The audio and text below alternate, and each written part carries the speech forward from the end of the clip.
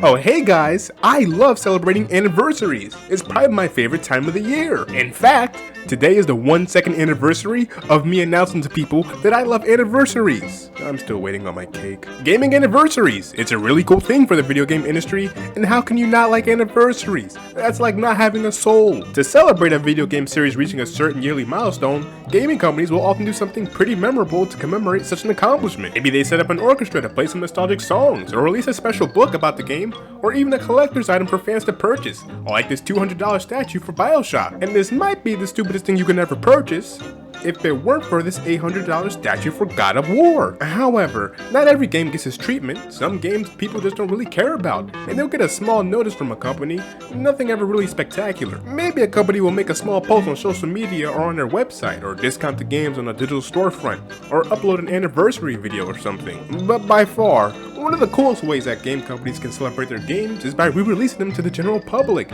either in a collection or with a remaster. This isn't too far-fetched, as books are re-released all the time in box sets, and movies are sometimes shown again in theaters or re-released for home video for their anniversaries. But video games are much different than books and movies, and of course, I'm still ashamed to play them. But also, video games are much harder to re-release than DVDs and books. I'm pretty sure every dollar store in America has a DVD copy of The Land Before Time 3. But for gaming anniversaries, gaming companies will usually go an extra mile, that one extra step to make the celebration of a beloved video game character that more special for us fans. And for stuff like this, I have two categories: games that really go out their way to respect the series' legacy and the fans, and then Super Mario AllStars on the Wii. It's the year 2010, and it's been 25 years of Mario, one of the most popular and beloved video game characters of all time. Of course, the best thing to do for a momentous moment like this is to do what my parents did for me after I got a C in math class. Celebrate! Celebrating the birthday of a fictional man, Nintendo decided to throw a birthday party for Mario at the Nintendo World Store in New York. This was coupled with the actual birthday cake, and they even flew out Shigeru Miyamoto, the famed creator of Mario, just to slice the cake. But the party didn't stop there. There's still money to be made. Nintendo then released a limited edition Mario 25th Anniversary Wii, which was basically a Wii painted red. But look, it was special as it came released with a certain Mario related game. Depending on your region, over here in North America, we got New Super Mario Bros. Wii. There was also a limited edition Nintendo DSi that was released with a copy of Mario Kart DS because yeah, this game didn't sell well enough. And of course, who could forget the Flipnote Studio Make Your Own Mario contest, where whoever made the best looking Mario would actually get an interaction with the original developers of Mario or Yoshiaki Koizumi. Which I won't lie, that's actually pretty cool, to be fair. But that wasn't all. Nintendo still had something big up their sleeves for this 25-year celebration. But what else could it be? Well, it has to be something grand and commemorative to celebrate one of the most popular video game characters of all time. A character that has shifted Nintendo into becoming the video game juggernaut it is within 25 years. You wanna know what me and Super Mario All-Stars have in common? We're both disappointments. Super Mario All-Stars, released here in the States in 2010, and let me tell you, I hate this game more than I hate my life. I actually remember being excited for this game as it came out 5 days after my birthday, so I could actually use the money I got for my birthday to pay for it. And was it money well spent? Of course not. You're better off spending your money on stocks during a recession. I also realized that I could have purchased all these games on the Wii Shop channel for a cheaper price. Because yeah, I'm stupid. Super Mario All-Stars came in this really bright red cardboard box, and I remember seeing it at GameStop and being automatically drawn to it. It manages to capture your attention unlike other boxes for Wii games. But this box is probably the only thing that Nintendo got right with this release. Inside the box, there's 3 things. There's the game, Super Mario All-Stars, a CD filled with music, and inside the game case, it's a pretty nicely written book. 13-year-old me was ecstatic. All of this to celebrate 25 years of Mario? This is incredible! And then I put the game in.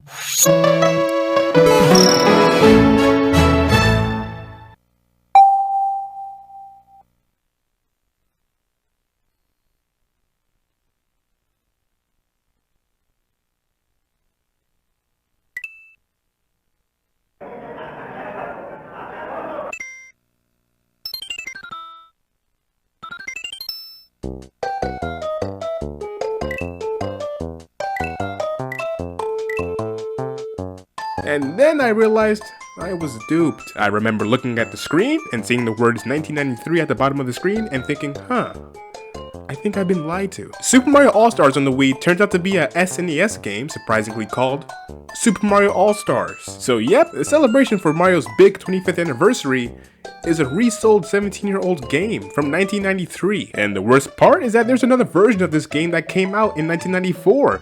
This version was released with Super Mario World, and they didn't even use that version. No, instead we got the old one that came with the original 4 games. This game is a pretty poor excuse for an anniversary collection. I mean, you can still see the SNES button mapping on the screen. And of course, you might be thinking to yourself, well, what comes with this release of Super Mario All-Stars? And besides disappointment, you get totally revamped versions of Super Mario Bros. 1, Super Mario Bros. 2 Lost Levels and USA, and Super Mario Bros. 3. Which still looks the exact same as it did from before. These aren't new remasters, these were done all the way back in 1993 on the SNES. And sure, the game looks fine and all, and they still are fun classics that are great to be able to have on the Wii. But the big issue here is that there's so much potential with this 25th anniversary collection, and this was sold at a retail price. Granted, the box set did come with some other knickknacks, but there was just so much better stuff that could have been included. It was supposed to be a celebration of Mario. It made sense for the SNES game to only have 4 to 5 games on it. It was a cartridge in 1993, but now it's 2010 and we're using disc. Surely they could have done a lot more than they did with this one. I personally would have made this anniversary as extravagant as possible and not just re-release an old game. Why not include Super Mario Kart with the game? You know, a game that sparked an entire genre of kart racing games? I would have put in Super Mario Land 1 or 2. Those are just as important as the console games, as they were the first couple of times that the series was on a handheld console. Maybe even put in a Mario Sports game for good measure. My first pick would have been Mario Tennis on the N64, but why stop there? There's a bunch of games that represent the Mario series in a bunch of ways. Dr. Mario, Mario's Picross. Plus, I'm pretty shocked at the omission of Wrecking Crew and Donkey Kong. But if there was any game that I think should have been added, it should have been Mario 64. I know this was available on the Wii Shop channel and on the Nintendo DS with the remake, but if it's meant to be a celebrated occasion of Mario, shouldn't we include one of the most important video games of all time? If anything, the lack of variety in this package is crazy to see, and I still can't believe that they picked the Super Mario All-Stars version that didn't come with Super Mario World. I'm still disappointed, and this was well over 10 years ago. These are all games that I was never particularly hot on. The original Super Mario Bros., don't get me wrong, it's a classic and deserves all the praise in the world.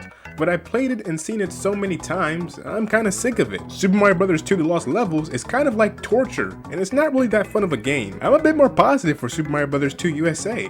I find it to be really fun actually, because it's such a departure of the typical run and jump gameplay. And Super Mario Bros. 3 is still great, and the polished graphics make them still look good. But there's just so much missed potential that could have been added. You can't even play the game as they were originally made. There's no tidbits or artwork or sketch art, and there's no way to even listen to the music from the games. And that's when you go back into the box and realize, oh god, it gets worse! Included in the box is a disc called Super Mario History, a soundtrack that picks popular songs from each mainline Mario game. Truly, this is the only way that Nintendo wants us to listen to their music. However, the only issue here is that I don't have a CD player. It's the 21st century, why would I have that? But I do know a place that does.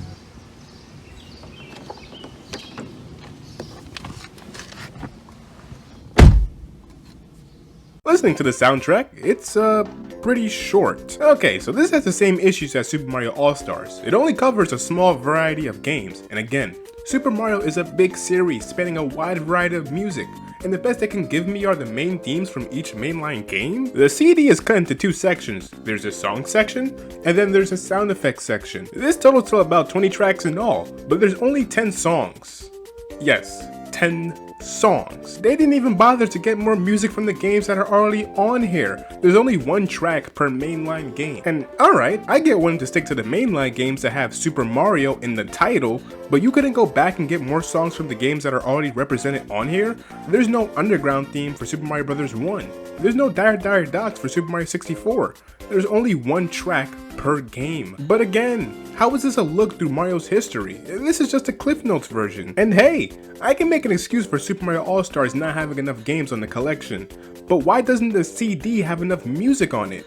It's a CD, it's made for music. But then there's the other half, which might be even more disappointing. It's literally just 2-second sound effects. The entire back half of the soundtrack is basically a soundboard. I mean, that's so strange. Why use the entire back half of the CD for sound effects when it could have been used for music? This is like the worst birthday celebration ever. But it does get better with one small addition. The book included in this anniversary set probably has the most effort put into it. Not only is it a timeline of the mainline Mario games with artwork included, it also features some small comments on each of the games from the most important people involved with the development of these games. Which, okay, even though their comments are like one sentence long, it's still better than nothing. There's also an awful lot of artwork and promotional material that is normally hard to come by, especially back in 2010. It's colorful, and there's some cool sketches in here. And for a basic history of mainline Mario games, this is a pretty interesting read. Of course they could have done more, just like with the soundtrack CD, but you know, it gets the job done. All in all, Super Mario All-Stars kinda sucks, but that's okay. It's not like Nintendo will mess up the 35th anniversary. I spoke too soon. This leaves me with two questions. Why is it that for Mario, Nintendo's most popular character of all time, they seem to put the least amount of effort into celebrating the games? And why in the world does Kirby have one of the best anniversary collections ever? In 2012, Nintendo actually put their best foot forward and made a collection set for Kirby's 20th anniversary. And by God, is Kirby Dream Collection probably the best anniversary game collection to ever be released. The collection comes with 6 games, all for the price of 1. That's a really good deal. Look, this is coming from someone who thinks that serial variety packs are a godsend. I'm a lost cause. Kirby's Dream Land, Kirby's Adventure, Kirby's Dream Land 2, Kirby Superstar, Kirby's Dream Land 3, and Kirby 64 The Crystal Shards. And hey, there's even challenge stages from Kirby's Return to Dreamland, which was new at the time. All came included in this package, and this is how you do a celebration of a franchise. Including the first Kirby game, a Kirby spin-off, the first 3D Kirby game, it shows that you know how to celebrate a series that means a lot to people. These games also represent the entirety of the series while also being grounded in what makes the series so good and beloved. But that's not where the game stops. There's actually more extras in the game itself. There's a museum section in the game called Kirby's History. This acts like a timeline that goes through the history of the franchise and also has some quirky pop culture references. You can also watch videos of all the different games in the Kirby's history, and this is really impressive for a Nintendo game back in 2012. And look, you can even mess around with the box art. It's so cool. I always wanted a box simulator before. Another thing that the Kirby Dream Collection gets right that the Mario 25th anniversary gets wrong is the soundtrack. There's a bonus disc included with the Kirby Dream Collection, and unlike Mario 25, Kirby's Dream Collection soundtrack goes all over the franchise with songs from the mainline games. Yeah, songs. Not sound effects. But probably the coolest part of the game is being able to watch episodes of Kirby right back at you. I used to be the biggest fan of this show growing up because I never had any of the Kirby games as a kid, but I knew him from Smash and afterwards I became a fan. But being able to have 3 episodes of the show on a disc, especially when this wasn't on TV as much and was relegated to basically a channel that's now non-existent, is pretty cool, especially when it seems like the show isn't really brought up by Nintendo as much, outside of small cameos in different games throughout the years. Honestly, I'm still kinda shocked that Nintendo went out their way to put a TV show on a disc, with games included. I mean, this is kinda too good to be true. Seeing the amount of effort that Nintendo put into this collection, it just boggles my mind even more. This was the blueprint for anniversaries, and it doesn't really get better than this. But it still seems like Nintendo hasn't been up to snuff with this collection yet. There still hasn't been an anniversary collection from Nintendo that's been able to top this. Kirby's Dream Collection remains to be the top anniversary collection that I've ever seen for any franchise. The Kirby Dream Collection not only shows you the games that fans like, it turns you into a fan. Meanwhile, Mario All-Stars makes me question the meaning of life. Nowadays, it seems like doing the bare minimum is the best thing for anniversaries, so why do anything at all? That's why I propose abolishing anniversaries. And right now, today's the 1 second anniversary of me abolishing anniversaries.